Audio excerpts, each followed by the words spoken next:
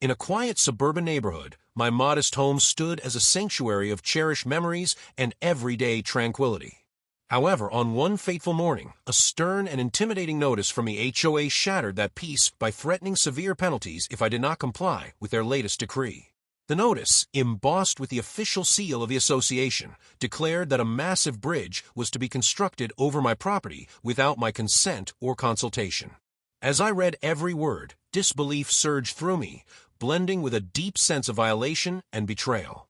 I found myself questioning how an institution meant to protect our community could impose such an outrageous plan upon an unsuspecting homeowner. The document detailed elaborate construction timelines and technical specifications that felt more like an invasion than an improvement. In that moment, the mundane details of my daily life gave way to a looming conflict that threatened to upend my entire world. Each line of the HOA's decree seemed to strip away layers of autonomy, reducing my once peaceful home to a mere footnote in their grand design. I recalled past grievances shared among neighbors, but nothing had ever struck me as profoundly disruptive as this. The idea of a steel and concrete bridge spanning above my living room was as surreal as it was menacing. With trembling hands, I dialed the number listed on the notice, hoping for clarification or a chance to halt this impending calamity. The cold, bureaucratic voice on the other end offered no sympathy, only reiterating the HOA's unyielding authority. A sense of urgency washed over me as I realized that my home was being treated not as a refuge, but as an object in a contentious legal battle. Determined to understand the legality behind this act, I spent hours poring over town regulations and property laws. Every statute I encountered only deepened my suspicion that this bridge was less a civic improvement and more an overreach of power. I began to compile every shred of evidence, from dated newsletters to whispered rumors circulating in the neighborhood. As the shadows lengthened outside my window, I felt the weight of an imminent confrontation that seemed both inevitable and profoundly unjust.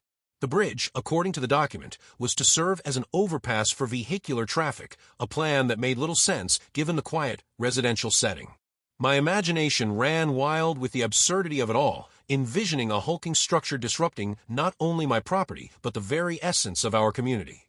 Amid the rising chaos, a deep-seated anger kindled within me, fueling a resolve to stand against this authoritarian decree. I remembered the countless evenings spent under starlit skies, now threatened by the looming presence of cold, impersonal concrete. With every passing moment, the prospect of the bridge materializing grew more tangible and more terrifying. In my heart, I knew that accepting this fate would be tantamount to surrendering my fundamental rights as a homeowner. That night, I meticulously documented the HOA's notice, photographing every page and saving every detail for future battles. The gravity of the situation was undeniable, as it wasn't just about a bridge, it was about preserving the sanctity of my home. I recalled neighbors who had silently suffered under similar impositions, their voices drowned by the relentless power of the association. Fueled by both indignation and a fierce sense of self-preservation, I vowed to challenge the injustice in every possible way. My resolve was bolstered by a growing network of community members who shared my outrage and fear of the impending construction. As the clock ticked into the early hours of the morning, a plan began to form, a plan that would transform desperation into defiance. I reached out to an old friend, known for his daring spirit and his expertise with heavy machinery, to help me explore all possible avenues of resistance. Our conversations were intense and fraught with the urgency of impending doom, yet underpinned by a spark of rebellious hope. Together, we envisioned a strategy that would not only thwart the HOA's plans, but also reclaim the dignity of our personal spaces. Every detail of the proposed bridge was scrutinized, its structural designs and environmental impacts dissected with a fine-tooth comb. The more I learned, the clearer it became that this was an assault on both my home and the broader principles of homeowner autonomy. My anger morphed into a determined passion to document every overreach, turning each bureaucratic detail into ammunition for our cause. In the solitude of my study, I plotted a counter-strategy, drawing on both legal precedents and raw, unyielding willpower. The oppressive language of the notice resonated like a challenge, daring me to confront a system that thrived on suppressing individual voices. With every piece of evidence gathered, the absurdity of the bridge project became a symbol of the larger struggle against authoritarian control. The notion of a bridge, once a symbol of connection, now stood as a monument to injustice and unwarranted intrusion. Thus, as the HOA's audacious plans cast a long shadow over my home, I resolved to fight with every resource at my disposal, determined to preserve not just my property, but the very essence of freedom itself. In the wake of the chilling decree, my friend and I met under the cover of twilight to devise our bold plan. Our hearts raced with adrenaline as we set our minds on reclaiming the sanctity of my home. The details of the HOA's bridge project had become an obsession, driving us to orchestrate a countermove that was both desperate and daring. We gathered all the tools and resources we could muster, from an old bulldozer that had seen better days to a cache of defiant determination. Every clank and groan of that machine echoed the promise of rebellion. The night air was thick with tension as we approached the property, our footsteps silent yet resolute. Under the dim light of street lamps, we surveyed the area where the bridge's skeletal framework had already been set up by the HOA's contractors. The sight of cold steel and concrete loomed like a specter over my cherished memories. A sense of urgency propelled us forward, our minds clear and focused on one goal: to dismantle the symbol of oppression hovering above my home. With a shared nod, we commenced our plan, the bulldozer's engine roaring to life in the stillness of the night. The machine, though worn, rumbled with a power that belied its age, its tracks ready to tear through the foundations of the looming structure.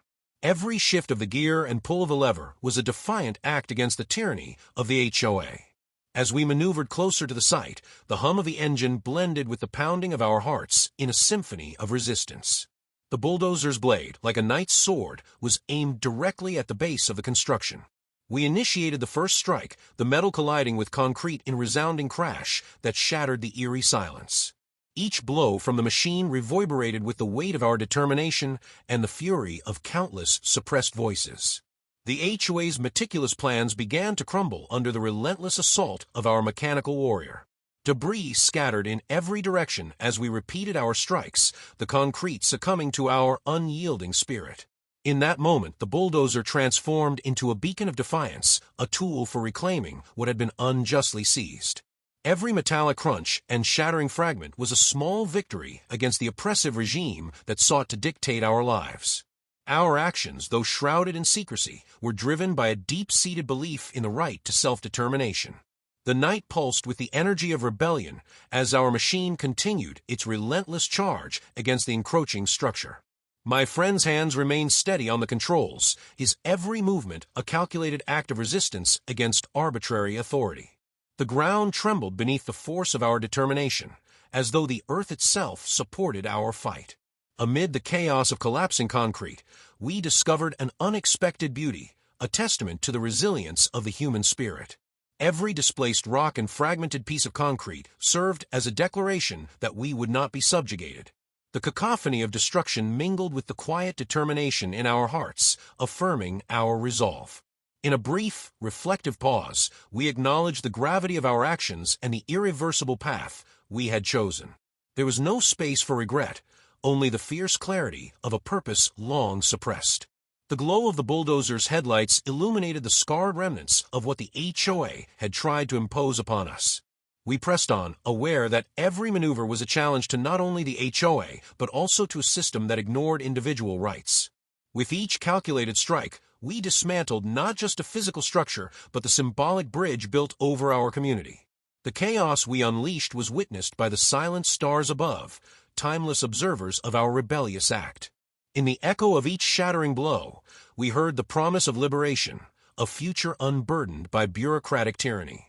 Every piece of broken concrete reminded us that true freedom is often forged in the crucible of resistance. We operated in unison, our actions synchronizing like a well-choreographed dance of defiance. The bulldozer's unyielding assault carved a path through the foundation of the bridge, a symbolic act resonating with every homeowner who had ever felt powerless. As the structure began to yield and collapse, our determined glances spoke volumes about the long battle still ahead. In that climactic moment, the imminent downfall of the bridge stood as a powerful testament to the strength of our collective will.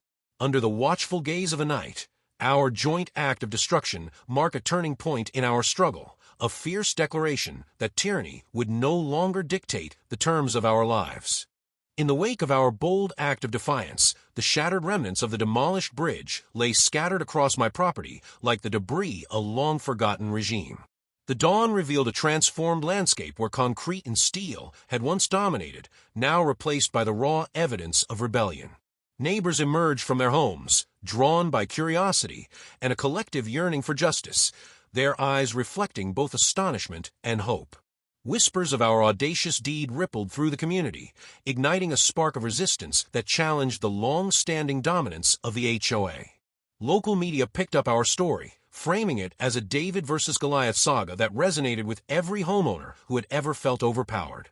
The HOA scrambled to regain control, issuing stern public statements and threatening legal repercussions, yet their words rang hollow against the tide of public sentiment. Every angry letter and foreboding memo they sent out only deepened the community's resolve to stand united against arbitrary authority. In the days that followed, town hall meetings overflowed with impassioned residents demanding transparency and respect for their rights. I found myself at the center of this burgeoning movement, a reluctant spokesperson for a cause that had grown far beyond my personal battle. Legal experts and grassroots activists joined forces, pooling their knowledge to challenge the HOA's overreach in courtrooms and on the streets. The courtroom became a battleground where every piece of evidence was scrutinized and every testimony echoed with the pain and defiance of a community betrayed. As the legal proceedings unfolded, I realized that our struggle was not merely for the destruction of an oppressive structure, but for the reclamation of our inherent dignity. My friend remained a steadfast ally throughout the ordeal, his unwavering support a constant reminder that we were never truly alone in our fight. Together, we navigated the labyrinth of legal complexities, turning bureaucratic challenges into opportunities for reform and accountability. The shattered bridge stood as a monument to our resistance, a powerful symbol of what could be achieved when ordinary people dared to defy institutional tyranny. Every broken fragment of concrete testified to the courage of those who refused to be silenced by the weight of unchecked power. Local activists organized peaceful protests, their banners and chants echoing in the streets as they called for fundamental changes in community governance. The energy of these demonstrations filled the air with an unmistakable promise of a more just and participatory future. Within the halls of the HOA, a palpable tension emerged as board members scrambled to mitigate the damage to their authority and credibility. A sympathetic council member eventually emerged from within their ranks, advocating for reforms that prioritize the voices of homeowners over bureaucratic edicts. This unexpected alliance lent new momentum to our campaign, transforming isolated acts of defiance into a cohesive movement for systemic change. In quiet moments of reflection, I pondered the sacrifices we had made and the uncertain path that lay ahead, knowing that the battle for our rights was far from over. Yet amid the turmoil, there was a profound sense of liberation in reclaiming what had long been taken for granted, the autonomy to shape our own destiny. Every conversation with fellow residents reinforced the belief that our struggle was a necessary awakening, a catalyst for long overdue transformation in our community. I meticulously documented each step of our journey, preserving a record of defiance that would serve as both evidence and inspiration for future generations. The legal challenges we faced were formidable, but each courtroom victory, however small, affirmed the legitimacy of our cause and the resilience of our spirit. As the community rallied around our efforts, a shared determination emerged to hold the HOA accountable for its unchecked authority. Grassroots organizations sprouted like wildflowers, each one dedicated to ensuring that the abuses of power we had experienced would never be repeated. The remnants of the demolished bridge were cleared away, yet its memory lingered as a constant reminder of the importance of vigilance and unity. In the aftermath of our resistance, the once oppressive shadow of bureaucratic control began to recede, replaced by a collective optimism for change. Our actions had set a precedent, proving that even the most formidable institutions could be challenged by the unyielding will of a determined people. I began to see my property not as a battleground scarred by conflict, but as a sanctuary reborn from the ashes of defiance. The transformation extended beyond physical structures, seeping into the very fabric of our community and redefining the relationship between residents and authority. As policy reforms slowly took shape, I witnessed the emergence of a new era in which homeowner voices were not only heard but celebrated. The journey was arduous and fraught with uncertainty, yet every setback only served to strengthen our resolve and sharpen our vision for a fairer future. I embraced the scars of our struggle as badges of honor, each one a testament to the courage it took to stand up for what we believed in. In the quiet aftermath of the storm, I found solace in the knowledge that our sacrifice had paved the way for lasting change.